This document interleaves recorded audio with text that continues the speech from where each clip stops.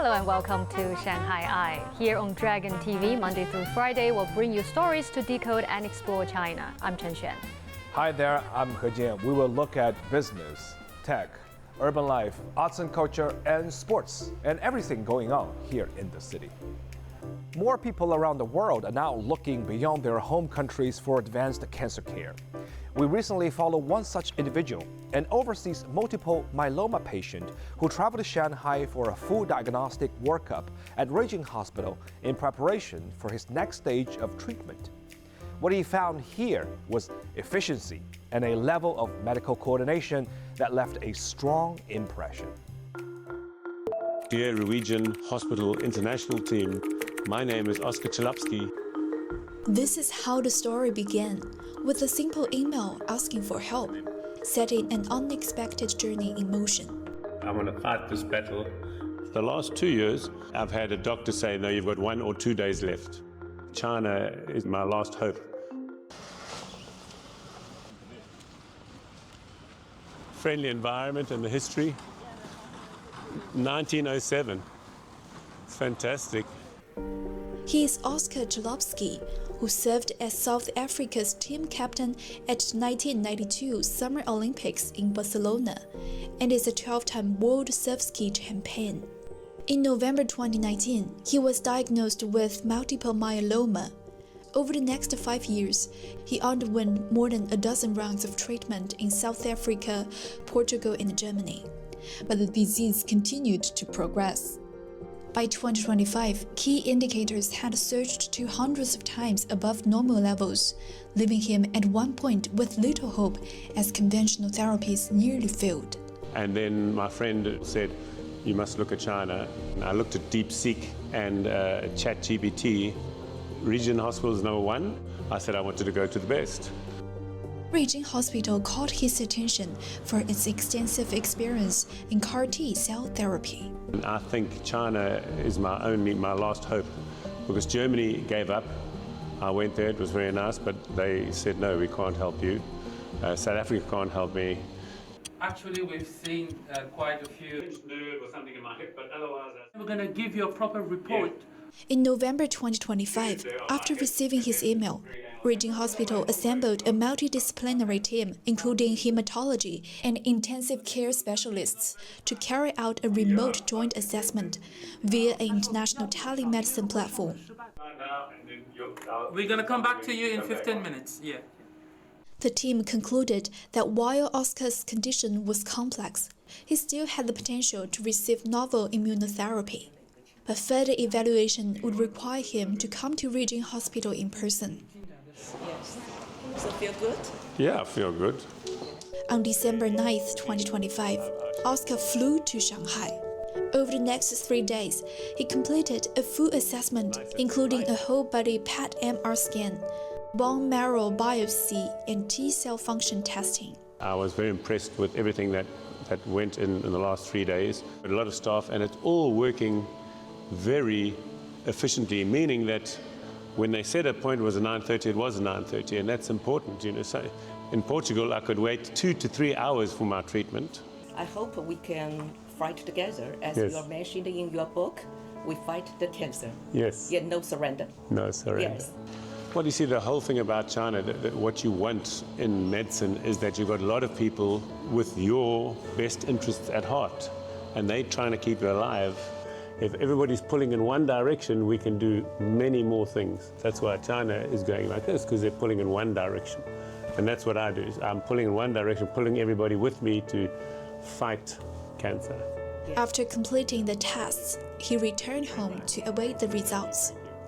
The day he left the hospital, he received a special gift, Beijing Hospital's mascot. All right. Yeah, thank you very much. Look, this is a whale. Yeah, and the nice thing about this is come from the ocean, where I spend all my time with whales. I see many whales when I'm kayaking in the ocean, so I love that. I also give him a labubu. Oh, fantastic.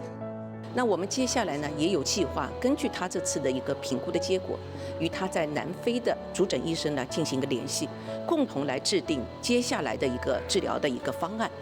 我们瑞金医院也是国内最早引进CAR-T治疗的，有着非常丰富的经验。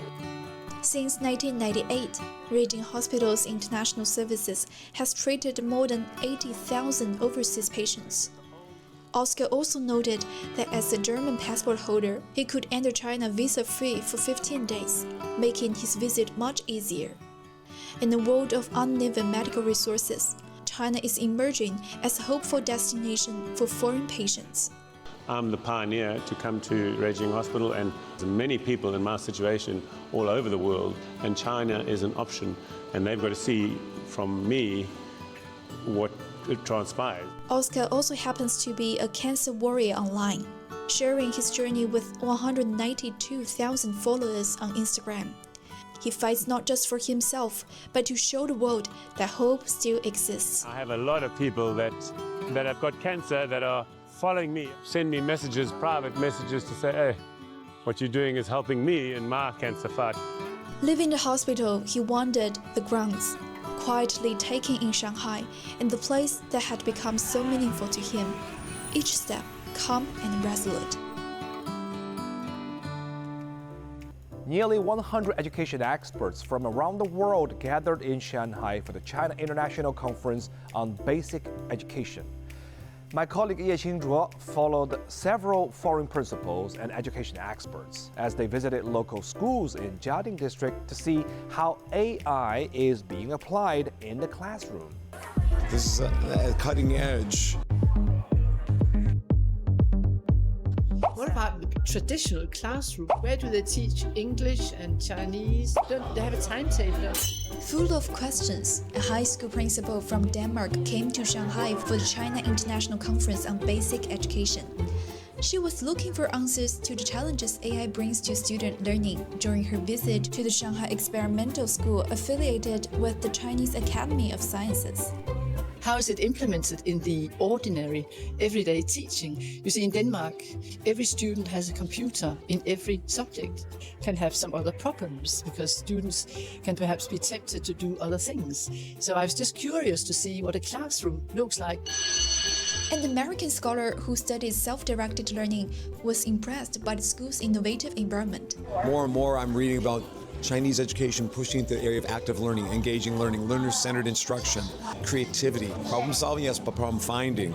You know, it's a way to build a citizenry, a society of learners today who can deal with the complexities, deal with the ever-changing environments, deal with the transformations in front of us. You have to engage the learners to self-direct, and that's what I see happening here. Oh, hello. Okay, let me introduce emotional flower. Look at the camera. Okay. Smile, Okay. capture photograph,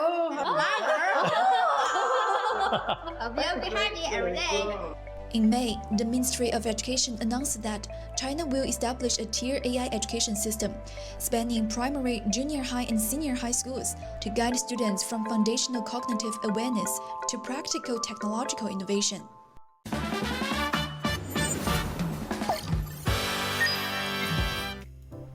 Italian luxury jewelry maker Buccellati brings its signature craftsmanship to Shanghai with a new exhibition, highlighting a century of artistry in gold and silver. We spoke with Buccellati's CEO about the company's vision for the Chinese market and its deepening connection with Shanghai. That's something we did specifically for this exhibition. At the end of 2025, Italian high jewelry brand Buccellati opens a major exhibition in Shanghai. 整体的感觉很大气，还蛮有特色的，蛮震撼，蛮喜欢的。 This panda sculpture was created with the furry technique, a silversmithing method dating back to the 1960s.